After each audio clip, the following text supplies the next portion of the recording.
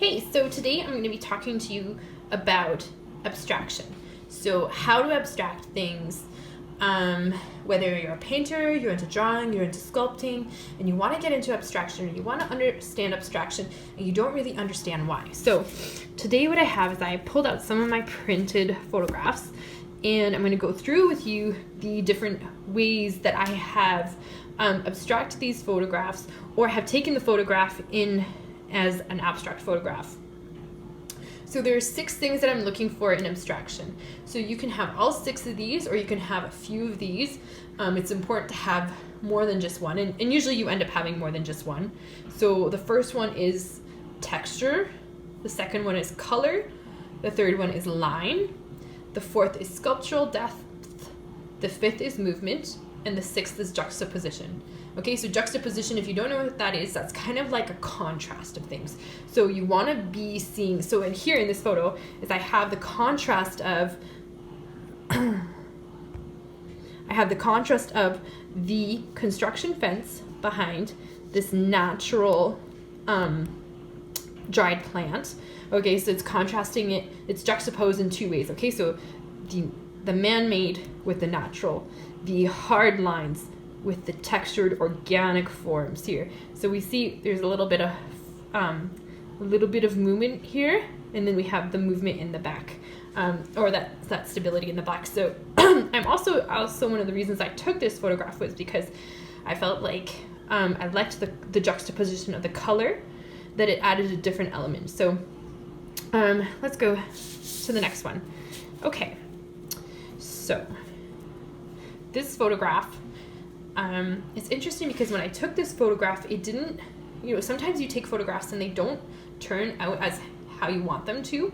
And for this, I was really pleasantly surprised. So there's a few things in here. Okay, so movement and line. Okay, so look at all these lines. I'm looking all the lines. So lines are drawing my eyes back and forth. I'm looking at the depth, right? So we have some background right here. It's quite blurred. We have the sculptural depth here, and we have that movement with the lines. That's one of the reasons why we want to look at lines, is because of the movement. So we have a few things there. So we have the texture, we have the line, we have sculptural depth, we have movement, and a little bit of juxtaposition coming in, because this is quite textured here, and this is quite smooth. So that's another one.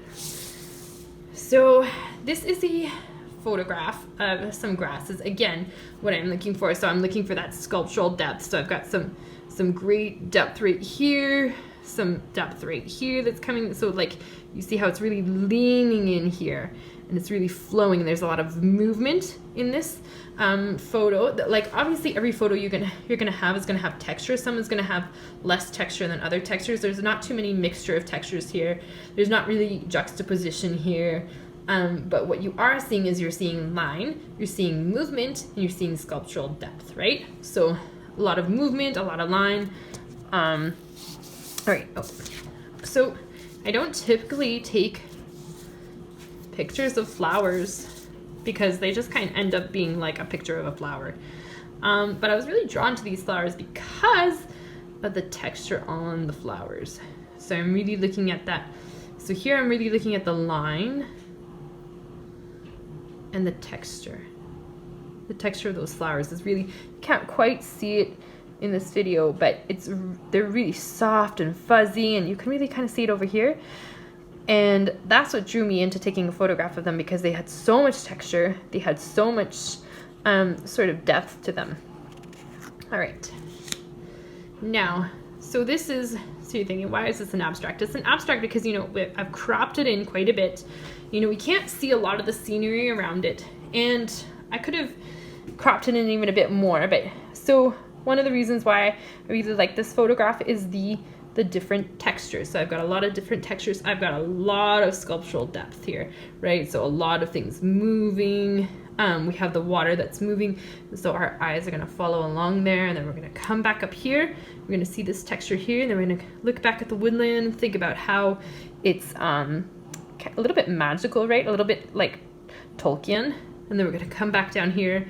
And also one of the things I like about this photograph is it almost looks as if you could have taken it anywhere in the world. And that's one of the things about abstract photography, is you kind of don't want to know where you took it. I took this in Canada, not in Ireland. So yeah. Okay. Here we have some mountains with some trees in front of them. And so what I'm looking at here is I'm looking at movement. So we're getting that with the blur of the trees. Not a lot of depth. And some of the lines with the trees, obviously, not, and we have the texture of the blur. So we have a little bit of texture going here. We have a little bit of line, and we have a lot of movement. And this one, our last one.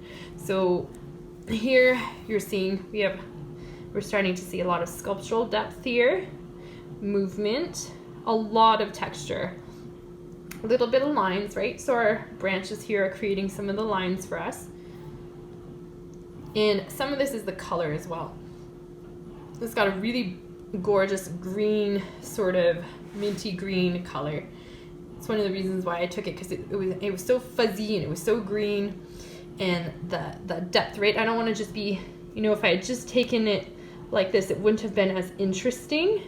But because we've got this area here that's been blurred, or the depth of field is a little bit more shallow, we get that depth going in. And so you can do that really easily on your camera in the AV. I always shoot in AV mode. It's my preferred mode. There's no right or wrong way about it. I could probably do a lot more different things with manual, but I also have a limited amount of time that I can be taking photos. And so I just take everything in AV, because then I can adjust the depth of field really quickly, and that's more so what I'm going for. So if you haven't ever shot in AV, I would say give it a chance. It's a little bit easier than manual, but it still allows you to have a lot of things that you can do. So that was my tutorial for you today. So the 6 things that you're looking at are texture, color, line, sculptural depth, movement, and juxtaposition. All right, thanks. Have a good one.